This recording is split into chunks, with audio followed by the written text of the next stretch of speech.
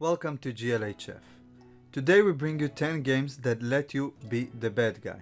Before we begin, make sure to drop a like on this video and let's start off with number 10. Mortal Kombat. Mortal Kombat is an easy pick for this list, and we're not talking about the fact that you can play every character in the PvP modes, because that would put every fighting game on this list. All of the recent Mortal Kombat titles, dating all the way back to 2011, have a single player story mode where you get to play almost every single character in the roster. Not only is it rarely done in gaming as a storytelling device, we would go as far as to say that Mortal Kombat is the best at using it.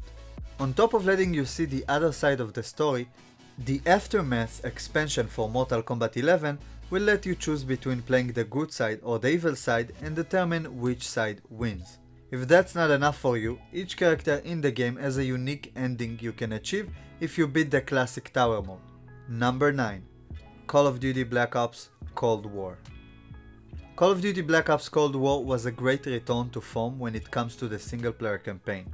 It brought back the multiple choices and multiple endings we saw back in Black Ops 2, and it improved on them with a few more mechanics to make the experience more engaging. Towards the end of the game, you will get the chance to choose between the path of good or evil, and it still depends on what you consider good or evil, but you will definitely get to play both sides, and you can definitely be the villain in this story. Number 8. Plague Inc. For this entry, you're technically not the bad guy or the villain, instead you need to create a deadly disease to wipe out the entire world. First of all, you have to pick if it's a bacteria, a fungus, or one of the other choices available. Each one presents a different challenge. You start out by infecting a single person and waiting for your disease to spread around the world. Once it has infected more people and more countries, you will get points. Those points can later be used to make the disease spread faster, develop a combination of symptoms, or make it harder to cure. Once your disease reaches mainstream attention, you're racing against the clock trying to kill everyone before they find a cure. In order to succeed in the game, you gotta find a good balance between how deadly and infectious your disease is, because if it's too deadly, it will die out without infecting everyone, but if it's not deadly enough, it will infect everyone but won't kill them in time before the cure is developed. I'm sure some of you will find some ironic comfort playing this game after the recent pandemic. Number 7. Dead by Daylight. Dead by Daylight is the easiest pick for this list. You have 5 players overall running around the map, with one of them being the killer. The killer has to kill everyone obviously before the player escapes or reach one of the other winning conditions. You have a large list of killers to pick from, like Ghostface from the Scream movies franchise, Michael Myers from the Halloween movies franchise, and many more. You're not always the killer, and the odds are that 4 out of 5 times you would play the survivor instead, but once you get the chance, you're definitely the bad guy. Number 6. Hatred. Hatred is a game about the emo kid in high school that never grew out of that phase, basically. With no background to the story or any decent amount of exposition, we don't know what really got the protagonist to the point where he is just mass murdering innocent people. The game is really graphic, and it's pretty clear they're going for the shock value when it comes to the edgy dialogue or the violent executions you can perform. The game has several mods that will let you play it as an FPS or over-the-shoulder third-person shooter if you wish to mix it up. The gameplay is nothing unique, the campaign is rather short, and other than mediocre gunplay and some destructible environment, that game has nothing going for it. Number 5. Postal II. Postal II is just hatred done right, with less cringy edginess and way more comedy. And all of that without taking away from the game's commentary. As a sandbox game, it's way better than Hatred because you have way more freedom in the game, and more than one way to complete a mission. The weapon selection is pretty good, and you can always unzip your fly and relieve yourself on command everywhere. The game is definitely offensive, but it's done so in the name of comedy and not just to be offensive. Despite the fact that Postal is an older game and it's not as polished, the gameplay is way more fun than Hatred's. Number 4. Maneater. Maneater will have you take control of a young shark.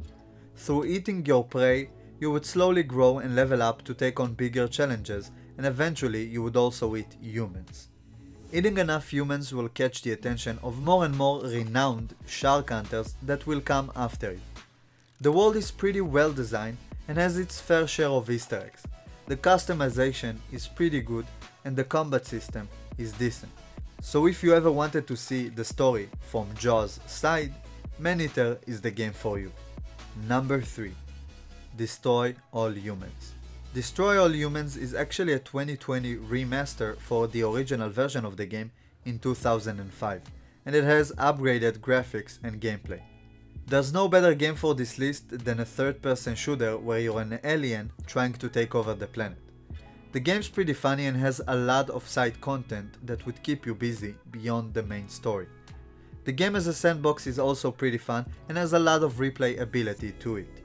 And while the 2005 version of the game sometimes peek out and it's pretty obvious when the game was created, it's still a great remaster nonetheless.